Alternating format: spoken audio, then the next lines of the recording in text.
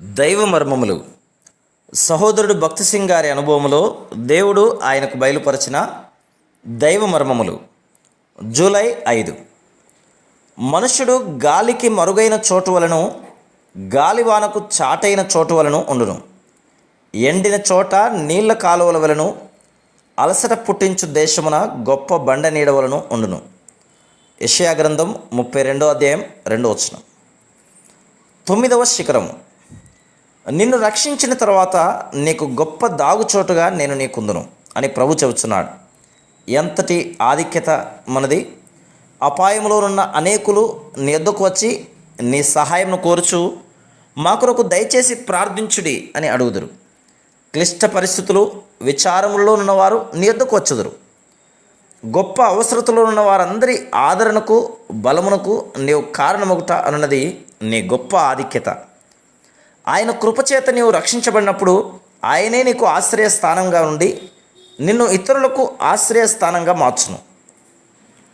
10వ శిఖరం. అలంకరింపబడిన రాజును నీవు కనులారా చూచెదవు.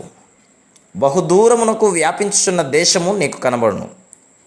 యెషయా గ్రంథం 33వ అధ్యాయం 17వ వచనం. మన ప్రభువును మహిమలో చూతుమనున్నదే మన నిరీక్షణ. మహిమగల రాజును మనము కనులారా చూచెదం.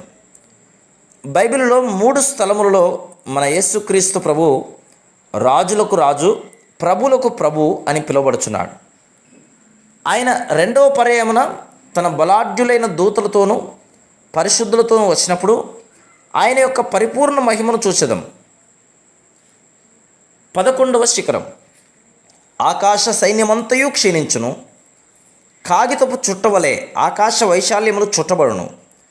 ద్రాక్షావల్లి నుండి ఆకు వాడి రాలునట్లు, అంజురపు చెట్టు నుండి వాడినది రాలునట్లు వాటి సైన్యమంతయు రాలిపోవును. యెషయా గ్రంథం 34వ అధ్యాయం 4వ వచనం. తన స్వకీయ సంపాద్యముగా ప్రభు మనల్ని ఎలాగూ చేసుకుని ఉన్నాడో అనే విషయం మనకిచ్చట జ్ఞాపకం చేయబడుతున్నది. సూర్యుడు, చంద్రుడు, నక్షత్రములు తనవైనను ఆయన వాటిని తన భాగముగా చేసుకునలేడు. మనం ఎటువంటి వారమైనను ఆయన దృష్టిలో ప్రశస్తమైన వారమే. యేసుక్రీస్తు ప్రభువును స్వంత రక్షకునిగా అంగీకరించడం ద్వారా యథార్థముగాను, ఆనందముగాను, ధైర్యముతోనూ, మహిమగల అక్షయ దేహములతో నిరంతరము ఉండునట్టి పరలోక రాజ్యములో నివసించుదమని చెప్పగలం. ఇది రక్షణ యొక్క మరి ఒక శిఖరం. ఎన్నటికీ గతించని నిరంతరముండు ఆ నూతన సృష్టి నిమిత్తం మనం ఇప్పుడు సిద్ధపరచబడుచున్నాము. Praise the lord.